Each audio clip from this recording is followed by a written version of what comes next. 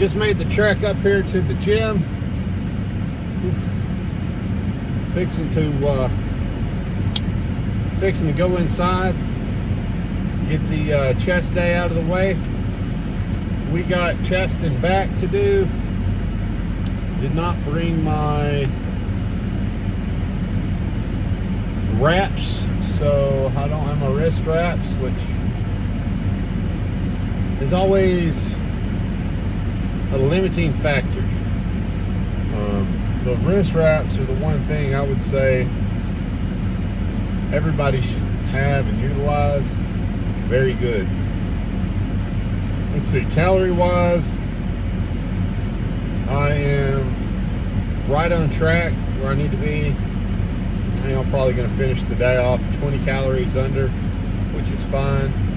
We have room for a nice post-workout meal, and we got room for a cookie after. So it is going to be a good night of eating when we get done. We got some black and white cookies that I made, and yeah, I deserve a cookie. Other than that, I mean, everything is good. Legs are feeling better today, so we're definitely going to be able to hit legs on our next leg day. I'm glad that I took the day off yesterday from legs. I think that was the smart thing to do. Giving our body time to recover is, I think, exactly what it needs. And you know, now we just need to go in here, grab the chest pump, and get it done. The biggest thing that I would say right now is we got to get this 1% body fat out of the way so we can go on this bulk. And then once we go on the bulk, I think we're going to see some major changes coming our way. So it's exciting, but at the same time, it's nerve-wracking too. I don't know how to explain it. When you've been cutting for over a year, it's nerve-wracking to go back to eating even below maintenance where I'm at now, because it's like, I mean, in my mind I know, like, I'm not going to just balloon back up. As long as I'm counting my calories, as long as I'm tracking calorie in, calorie out, as long as I'm getting my cardio in, as long as I'm doing everything I need to do, I know I'm not going to balloon back up. But deep down inside, there's something inside of me that says, start eating again, you're going to balloon up. And whenever you restrict yourself to the degree that I restricted myself, and I'm talking 1,200 calories, 1,600 calories, 1,800 calories. So I had a month where I had 3 months where I did 1,200 calories. That was a tough 3 months, but we got through it. Then I had 3 months where I did 1,600 calories. Another tough 3 months, but we got through it. Then we did 6 months of 1,800 calories. Then I went to 2,000 calories, and then back to for a month, and then back to 1,800 calories. And now I am at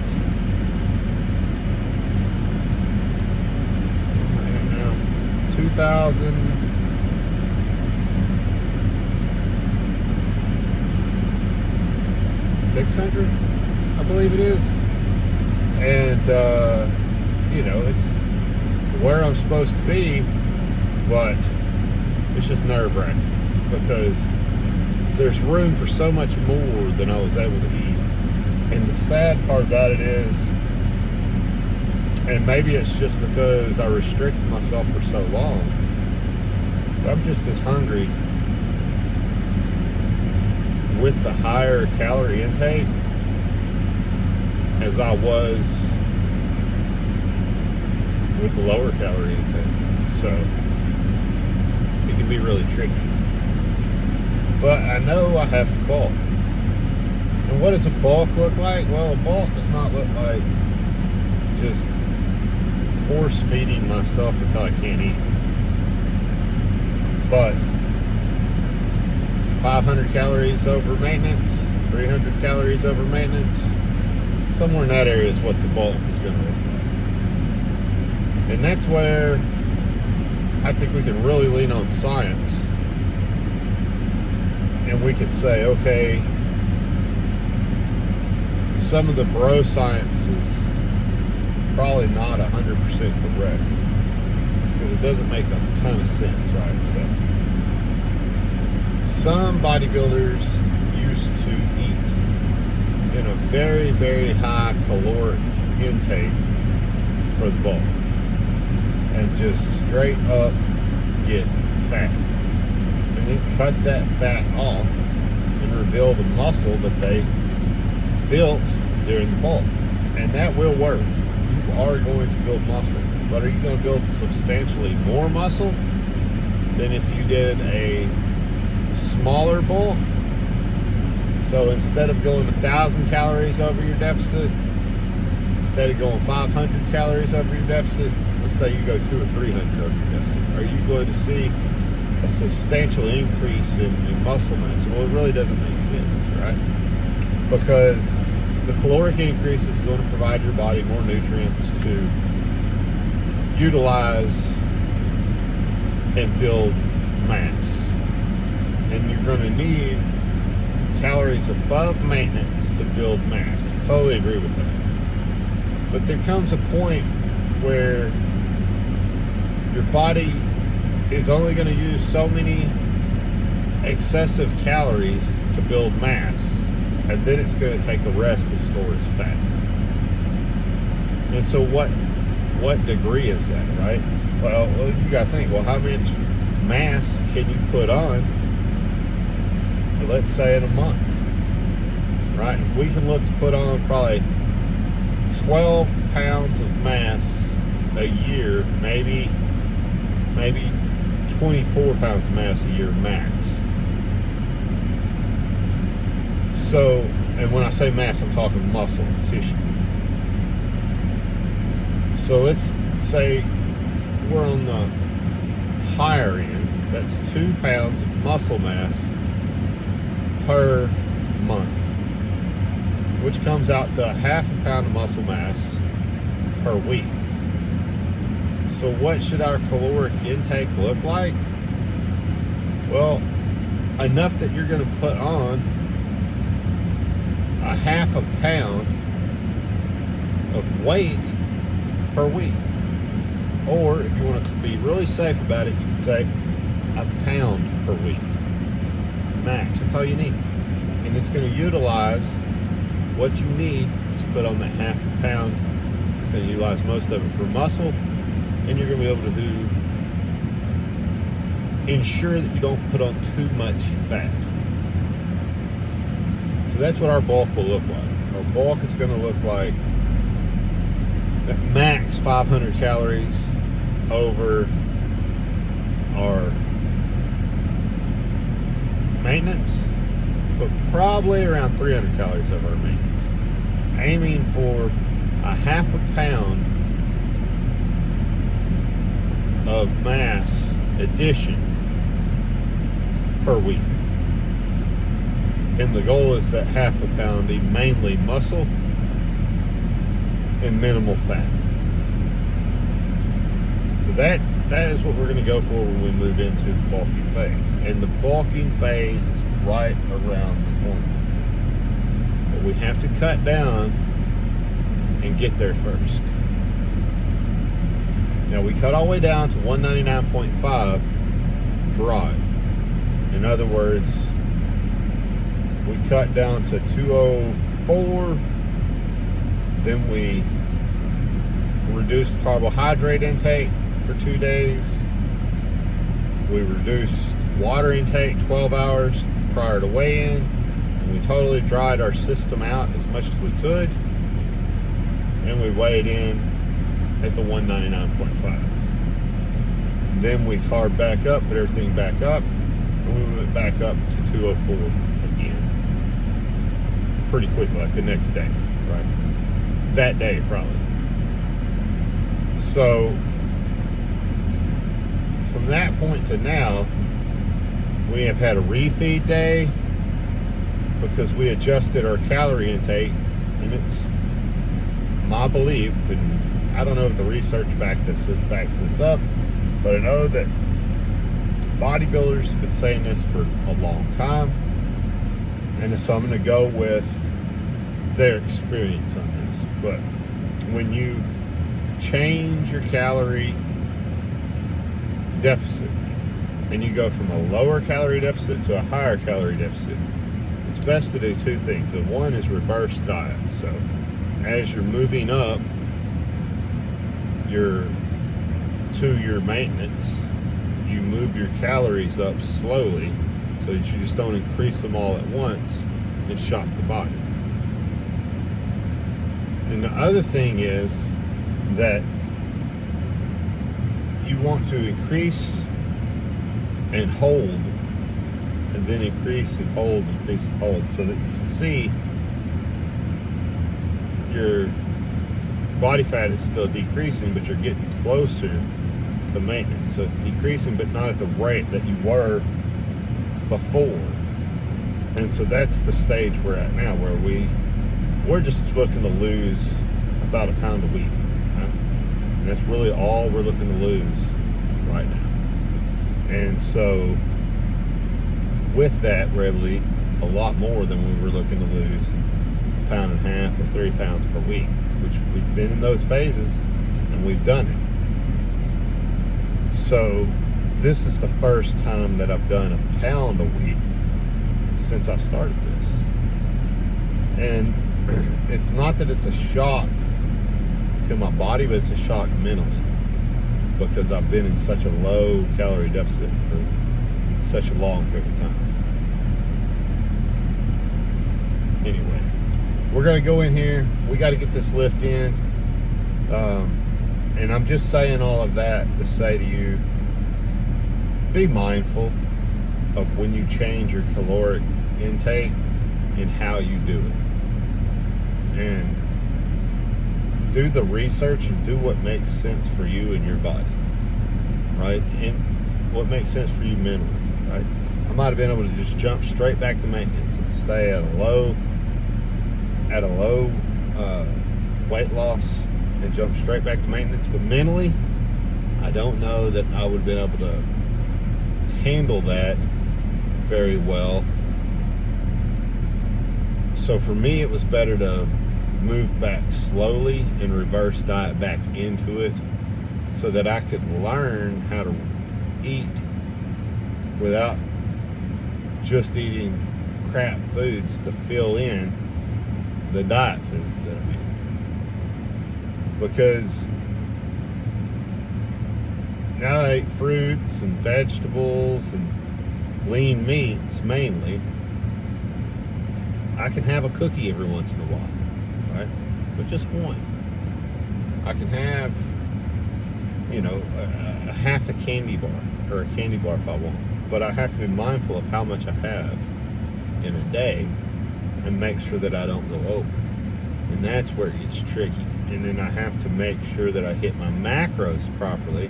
So I'm not only filling in the extra calories that I have with calories, empty calories. Empty calories would be like Coca-Cola's full sugar, candy, cookies, cake, ice cream, right? Chips. Things that don't have much nutritional value but are full of calories. But instead,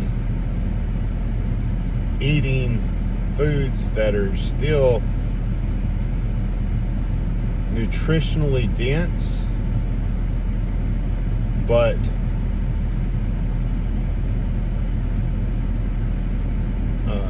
eating enough that I'm meeting the caloric threshold that I need to eat. And having some foods that are calorically high but nutrient deficient, because I'm gonna have some. I'm gonna have a damn cookie every once in a while. I'm gonna have a candy bar every once in a while. I'm gonna have an ice cream every once in a while. So what is that ratio that I'm looking for? I'm looking for 80% clean eating, 20%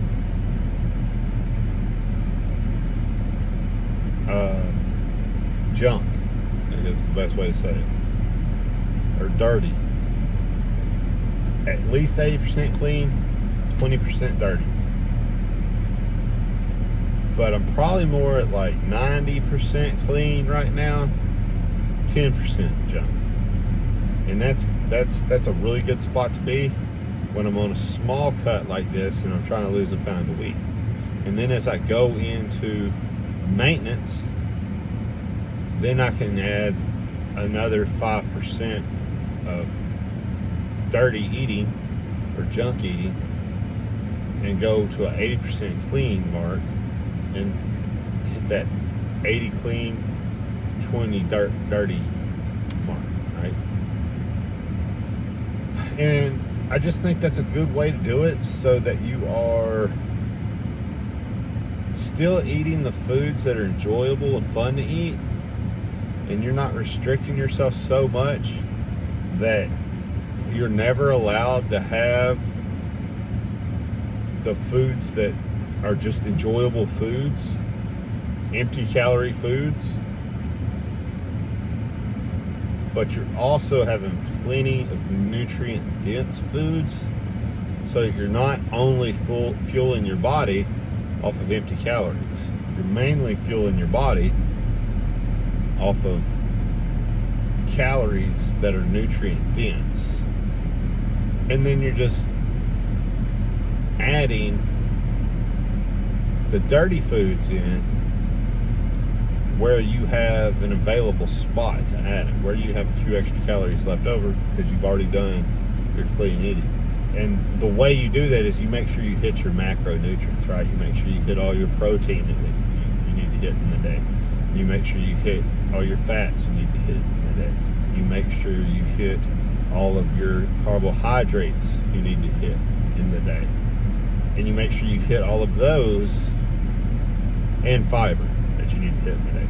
And you make sure you hit all of those with nutrient dense foods. Then whatever calories you have left over, you can fill that in with the non-nutrient dense foods. At least that's what I'm doing, so that I know that I hit all my macros that I set out to hit in grams with calorically dense foods. And then I'm also have the ability to eat some foods that are not so healthy because they taste good, they're enjoyable, and I want them. They're not filling, they're just fun to eat. That's okay.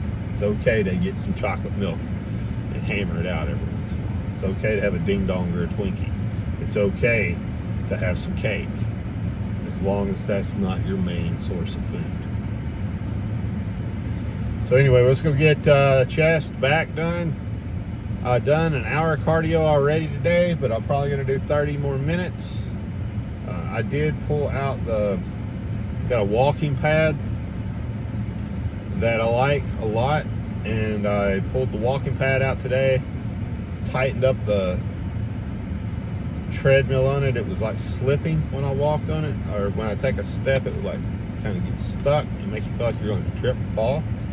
And so I learned that if I take a Allen wrench and I tighten the bolts up on the back of it, it would tighten the conveyor belt, and then I would be able to utilize that better because it would be working better. And so I did that, and it is working a ton better than it was. So I run that on 3. It doesn't have the ability to incline, or I'll run it on 3.5. And I also wore a weighted vest with it for the first 30 minutes that I did. 40-pound weighted vest, running on 3. And then the second time I ran it without the weighted vest, 3.5. Both times keep my heart rate above 110 beats per minute in a cardiac zone. So I was getting my cardio in with that, and I think both times I burned 250 calories. So about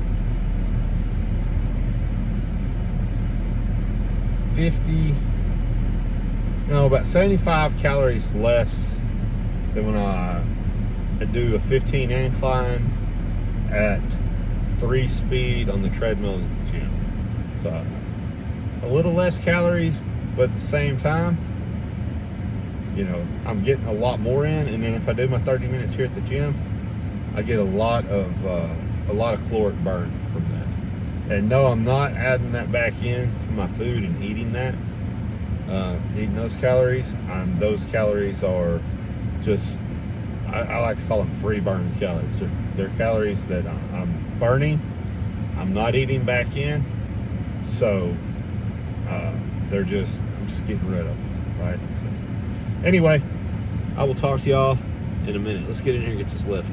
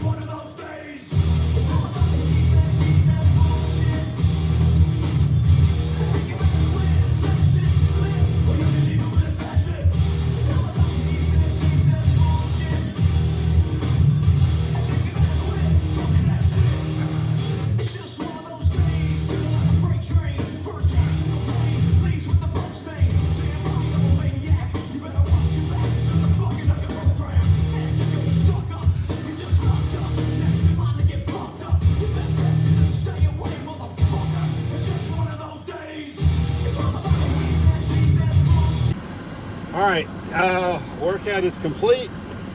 Really good back pump, really good bicep, chest pump. Pose down was good. We had to pose down in a different spot in front of the mirrors because our normal spot was taken, but that's okay. You know, we've dealt with worse for sure. But really good workout, really good pump. I don't know what my back looks like. I'll have to take a look at that video when I get home. But chest looked gnarly. Starting to get some gnarly striations, looking really good. And the second row of my abs really starting to come in. So yeah, the abs are getting there, and I think we just got to keep working. You know, I think we just got to keep working. This is the first week that we've worked them every day, and upper one day, then lower the next, and we continued that, and it seems to be doing the trick, getting us where we need to go. Tomorrow is rest day, so we're definitely going to be taking a nice rest. Can't wait for the next leg day because my legs are feeling pretty good today. I wish today was leg day. Maybe I should have switched it up, and maybe I should have did legs, shoulders today and chest back yesterday. So something to think about next time if we're sore again like that. We did get our post-cardio workout in, post-workout cardio in. So that was 30 minutes of cardio after. So that's an hour and a half of cardio that we got in today. 3 30-minute sessions, none of them all at one time. We had one 30-minute session in the morning, one 30-minute session right after lunch, and then one 30-minute session post-cardio. And I think that's a really good way to do it. I mean, the thing is, you know, I was working when I did a couple of those 30-minute sessions, and so I was able to work on my computer and then do my walking cardio at the same time. And you know, it knocks out 2 birds with 1 stone. And then other times I did cardio, I was scrolling on my phone, right? And I was already going to be scrolling on my phone whether I was doing cardio or not, so I might as well do cardio while I'm sitting there scrolling on my phone. I think that, you know, there's an opportunity to get our cardio in when we're getting screen time in. So, you know, get your cardio in. And look, if you only do 30 minutes of cardio, that's better than nothing. That's increasing your health, and it's what is recommended. It's recommended that you get, 150 hours of cardio a week, 150 minutes of cardio a week, which works out to about 30 minutes a day. And look, if you're playing basketball, that counts. If you're playing tennis, whatever it is, anything you're doing where you're getting your heart rate up above 110 beats per minute, you're getting your cardio in. If you want to know right where you should be, what your optimal cardio zone is, take your age, subtract it from 220, and then divide that number in half. And that's going to give you your minimum zone. And you just get your heart rate over that number and keep it there. It's pretty simple. But I just like to shoot personally for anywhere between 210 and 230. When I'm at 220 to 225, that seems to be like optimal for me. It's a really good zone for me to be in. And anywhere in that area is great numbers for cardio. So if you're wondering like, what should I do on cardio? You know, do that. If you're looking for like, what should you do? Jump on a bike, put the intensity at 7, and just start pedaling. Get your heart rate above 210, 220, hold it there as long as you can. And if you can only do 10 minutes at first, do 10 minutes, that's fine. If you can only do 20 minutes, do 20 minutes. Work your way up until you can get that 30 minutes. And then when you can hit the 30 minutes, just stay consistent with it. Just do that 30 minutes every day.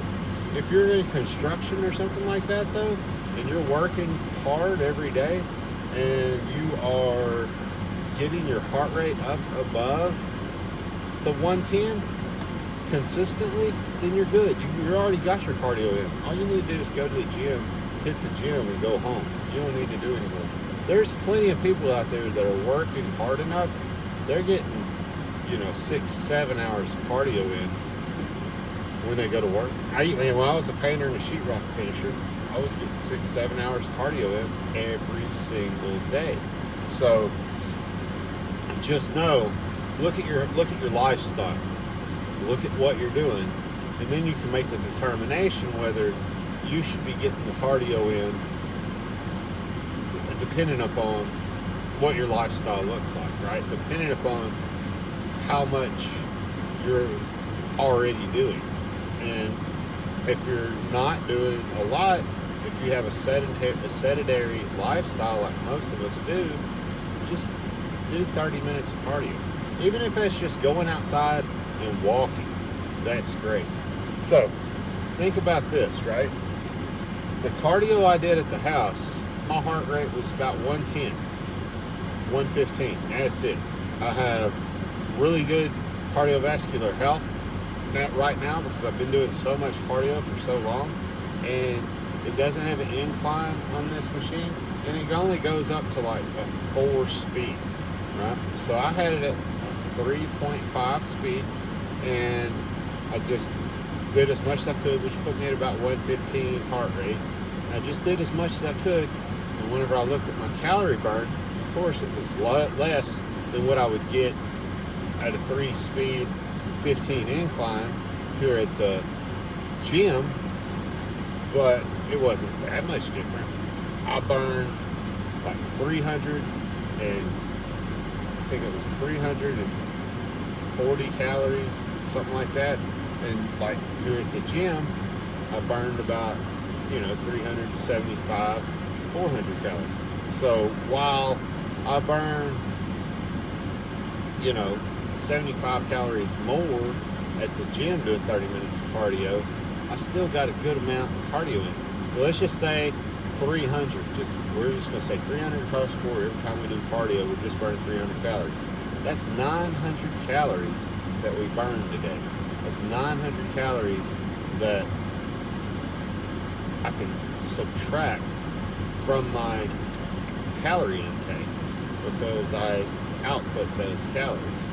So that's 1,000 calories. It's like 2 meals I deleted by doing that cardio. So, it's just something to think about, and it's something that can easily increase your caloric output without putting too much stress on your central nervous system. So if you're on a cut, it's really, really beneficial to add some extra cardio in. And if you're on a bulk, it's really beneficial to have some cardio in. You probably don't want to do as much because you're bulking, right? You probably don't want to hit an hour and a half of cardio in a bulk. But 30 minutes of cardio is going to keep your cardiovascular health up. It's going to keep you where you are able to be active to a certain degree, so that when you go into squats, for instance, you don't run out of air and run out of your aerobic capacity and fail your squats because you don't have enough aerobic capacity. You're able to push your muscle to failure because you have plenty of aerobic capacity and your body is able to get the oxygen your muscle needs. So your muscle's actually failing, not your aerobic capacity failing, causing your muscle to fail. So cardio is beneficial across the board. It's going to increase your ability to lift weights longer, have better patterns, able to get better finishers at the end. I mean, it's going to optimize your lifting. So we're going to go home. We're going to have ground turkey. We're going to have potatoes. we're going to have protein shake, creatine, and we're going to have a cookie. Nice big black and white cookie. And we're going to be, what, 40 calories? We're going to have 40 calories left over. So, you know, if we're still hungry after that, we can eat a rice cake if we want, because we got rice cake calories. But we're probably not going to. And then we're going to hit the rack. We're going to get a good night's sleep. We're going to get up tomorrow, and we're going to do it all over again. It's going to snow. It's going to be, you know, we're supposed to get like 5 inches of snow tomorrow. It's supposed to be really, really nasty. And we're going to get to the damn gym and make it happen.